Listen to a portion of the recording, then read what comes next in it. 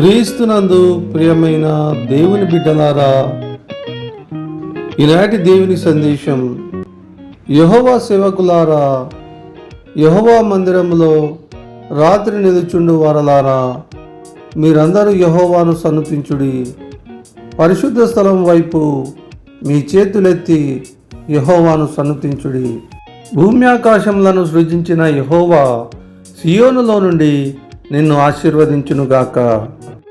ప్రియమైన దేవుని బిడ్డలారా, ఈ వాక్యమునందు దేవాది దేవుడైన ప్రభువు సియోనులో నుండి నిన్ను ఆశీర్వదించుననియు, ఆయనను స్తుతించవలననియు, ఆయనను కొనియాడవలననియు, ఆయనకు విధేయులై ఉండవలననియు ఈ వాక్యము అర్థమిచ్చుచున్నది.